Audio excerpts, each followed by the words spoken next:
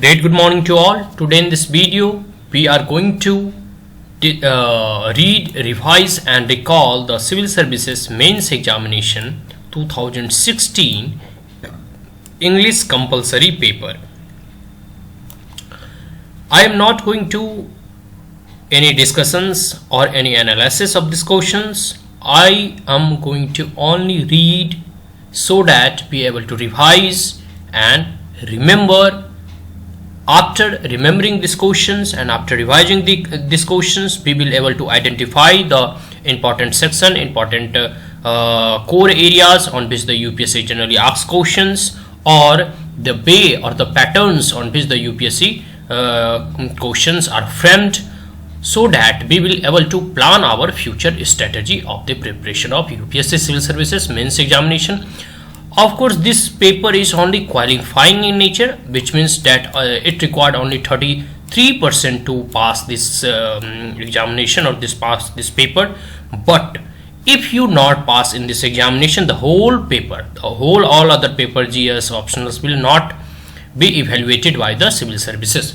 So the passing marks is required, but passing is necessary. So it is compulsory papers and you have to pass in this paper. So let us start. Time allot 3 hours and maximum marks 300. Question paper specific instructions. Please read each of the following instructions carefully before attempting questions. All questions are to be attempted. The number of marks carried by a question is indicated against it. Answer must be written in English only. Word limit in question wherever specified should be adhered to, and if answered in much longer or shorter than the prescribed length, marks will be deducted. Any page or portion of the page left blank in the question cum answer booklet must be clearly struck off. Now question number 1. Write an essay in about 600 words on any one topic. 100 marks. 1A. Majoritarianism conflicting with the constitutional spirit and unhealthy trend in a true democracy. 1B. The Indian girl child is still a victim of exploitation. 1C. Industrialization should not affect but contribute to agricultural growth in India. And 1D. Mass media has a great responsibility in transforming the society. Now we will look question number 2. Read carefully the passage given below and write your answers to the questions that follow in clear, correct and concise language. It 15 into 5, 75 marks. The thought of young Bengal Paper-2016 Mitra, one of the circle, called it in 1877 Young Calcutta, flowed through the fourth decade of the 19th century, arising in the late 20s and ebbing away after the mid-40s.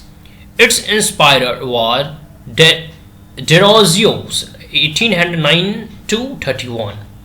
Competent scholar, gifted writer, radical thinkers and the most famous of our teachers in the new education. It will be unusual to link the young Bengal a second name that David Harry, 1775 to 1841, who seems to so different from the Derozio's in so many ways. Harry was indeed no professional instructor or intellectual, no man of letters or of academic learning. He had neither the brilliance nor the waywardness of his contemporary. Unlike him, he had become in diet and habits almost a half Hindu. Yet between the two may be detected an underlying resemblance which furnishes a key to a proper estimation of young Bengal. Common to both was the passionate conviction that for India nothing was more essential than a dissemination of European learning and science among her people. Both encouraged freedom of thinking and discussion and inspired a courage and personal integrity in their followers to throw off the fetters of that antiquated bigotry which still clung to their countrymen.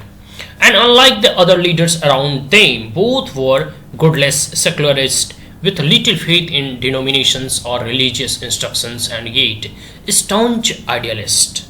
Nor can one forget that in the hour of a trial, Harry tried so stand by Derizio and his maligned pupils, about whom he declared, "Your countrymen look upon you as their reformers and instructors." While the Derogians were the first to honor the Harry publicly, and after his death they were in the forefront in the endeavor to perpetuate his memory in the unique 1st of June anniversaries for 25 years without a break. Henry Louis Vivian Derizio was a Calcutta Eurasian of Portuguese Indian ancestry, the son of an officer in an English mercantile firm. In the Hindu College records of 1831, the name is occasionally spelled as D. Rosio. Max Muller wrote D. Rosio. He was educated in one of the pioneer English teaching private school of the early 19th century, run by the Scotsman Drummond in the Dharmatala areas. Drummond was a scholar, poet, and a notorious free thinker, and exiled from his native land. It may safely conjectured that Derizio derived from Drummond his taste in literature and philosophy, his love of ones, his faith in the French Revolution and English radicalism. Derizio's youthful critique on the Kant was considered as something which would not disgrace even gifted philosophers. His translation of the French essay on morals philosophy was printed posthumously, and the fame already won secured him an appointment as a teacher to the senior class in the Hindu College before he had ended his teens.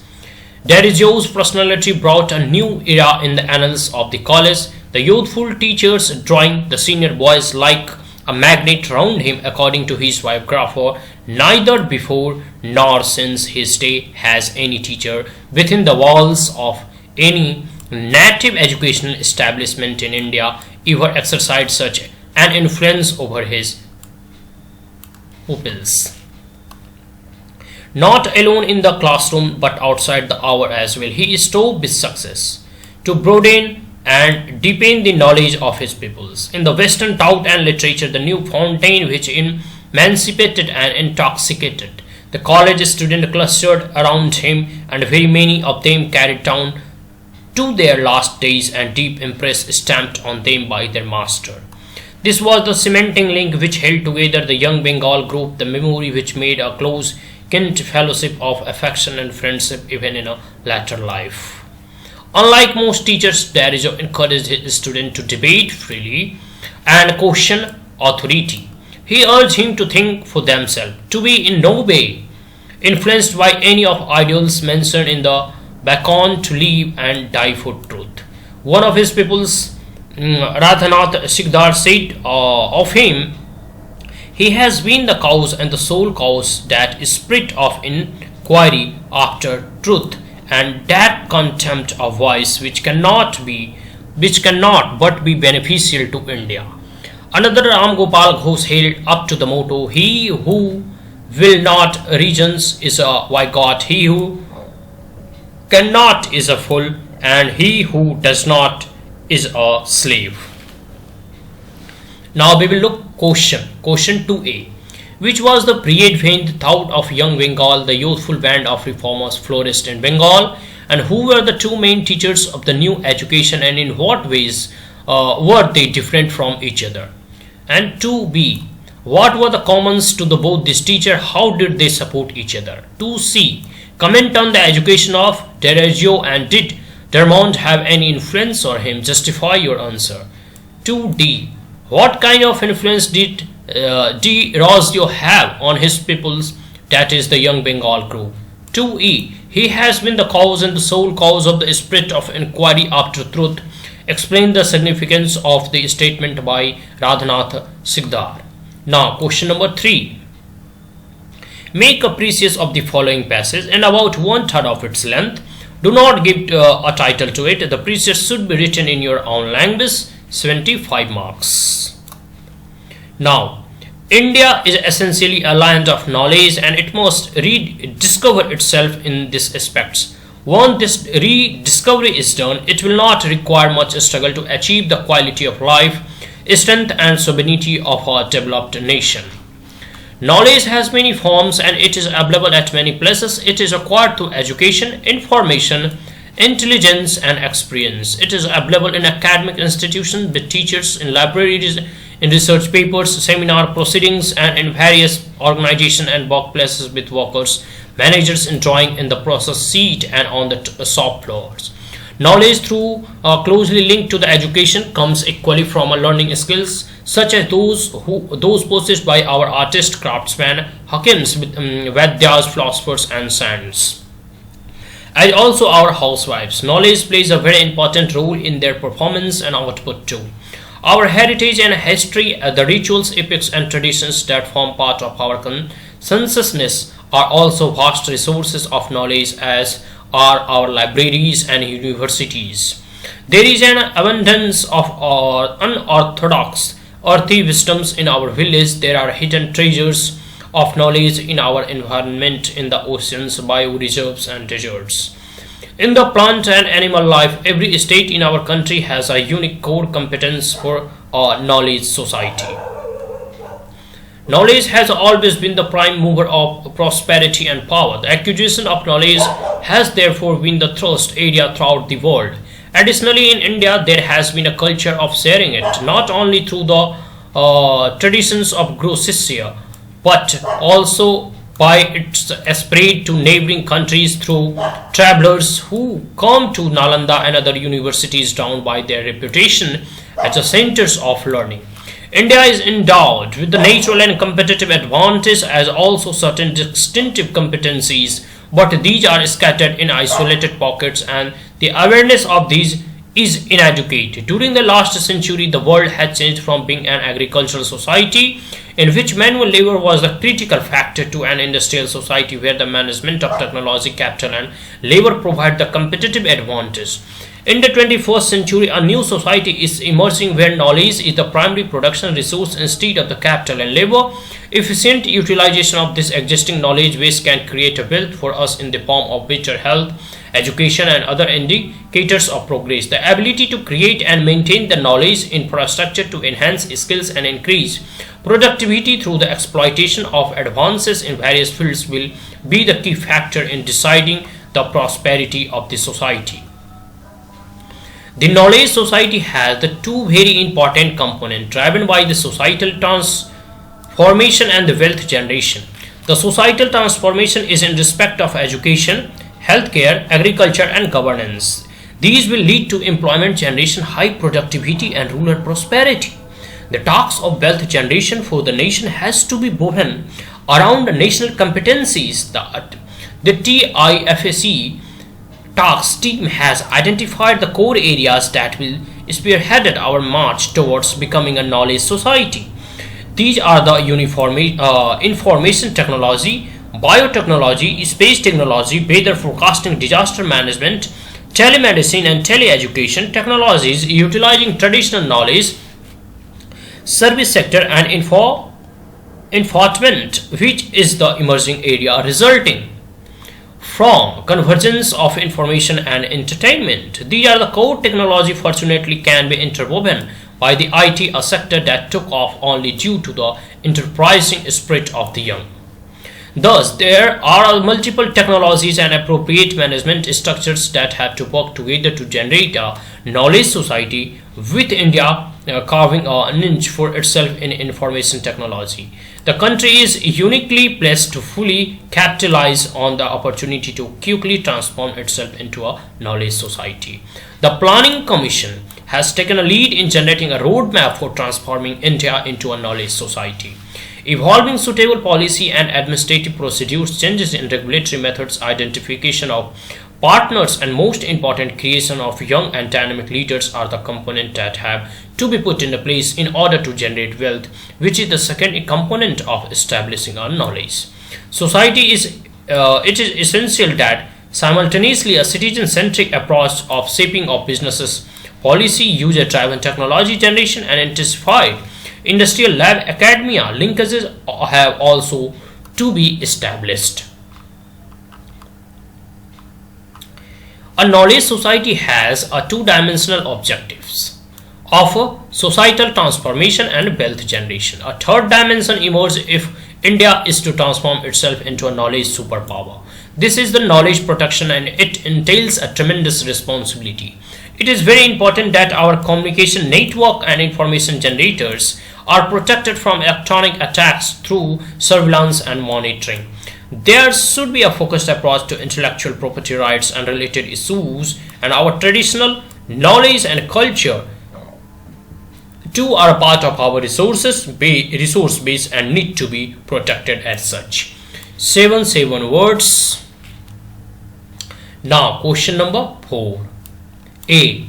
Rewrite the following sentences after making necessary correction. Do not make unnecessary change in the original sentence. A. I request your favor to grant me leave. Second, he lived there for a day. Third, he is the fastest runner and he came last. 4. They know each other since January. 5. All the patients have been admitted and received attention. Question number 6. A6. They didn't see any movies since March. 7. We shall go on a tour as soon as the schools will close. 8. Each of the answers was not correct. And 9. If we had money, we would go shopping. And 10. I wanted that lies should get live. Now 4b. Supply the missing word. A. The scene blank us in a magnificent, isn't it? B. Blank. Your proposal we shall meet later. 3. You can't climb blank that high roof. 4. He pushed his way blank the crowd of people. 5. C. Blank in with the wrong group of friends in her teens. Question number 4. Use the correct form of verbs given in a bracket. 1. All our plans of starting a new venture blank up in the smoke. And second number, made of straw are not in the society. Blank in the society. And 3. He got angry before I blank a word. Question number 4. 5C4. Later on he blank his mistake. And 5. Television is a powerful means of blank knowledge diffusion. Now question number D. Write the antonyms of the following: evacuate, diligently, persist, treasure, and enrich. Question number 5. Rewrite each of the following sentences as directed without changing the meaning. 1. I have many debts to repay. Change into a complex sentence. 2. He hasn't been informed. Change into active voice. 3. He wanted to get a raise. He had to study accounting. Use in order to. And question number 4. He didn't complain at all. He was kind. Rewrite the sentence starting with it. And 5. Arvind said, I must write it. Change into indirect speech. Question number 6. I didn't meet the government officials from France. I didn't meet his friend too. Rewrite using neither nor. Question number 7. He didn't describe it well. He was very excited. Use to. Question number 8. People respect politicians only when they change their ways. Rewrite the sentence using unless. Question number 9. We seldom see them nowadays. Blank, supply an appropriate question tag. Question number 10. 5, 8, 10. The girl worked hard but she didn't succeed. Change into a simple sentence. 5b. Use the following words to make sentences that bring out their meaning clearly. Do not change the form of words. No marks will be given for vague and ambiguous sentences. Nebulous, expeditious, and contagious, fastidious, and proscribes. And question number 5c. Choose the appropriate word to fill in the blanks. 1. We are blank to learn that the president has given his assent to the act. Second, He did not make a single blank to the examination result in his speech. Third, make a blank selection of the books in the library. Fourth, the sight of home gave the boys blank to walk fast. And 5, the lawyers used many arguments which did not deceive the judge. Now, question number 5D. Use the idioms, phrases in sentence of your own to bring out their meaning clearly. Do not change the form of the words with impunity. Second, under a cloud. Third, lobes and fishes. Fourth, a leap in the dark. And 5, yeoman's service. So that's all. These are the last question. Sum up here. So today in this video, we read, recall, revise, so that we will able to know how the question is framed in English compulsory paper. It is the paper of Civil Services Mains Examination 2016, and I read whole question word by word. It is necessary to got 33% marks to qualify in this paper, although the marks is not added to the merit list, but qualifying this paper is necessary. So if you are the first time on my video, then like it, share it and subscribe it, and we will in the process that in another video we will provide 2017 compulsory paper. Thank you. Have a great day.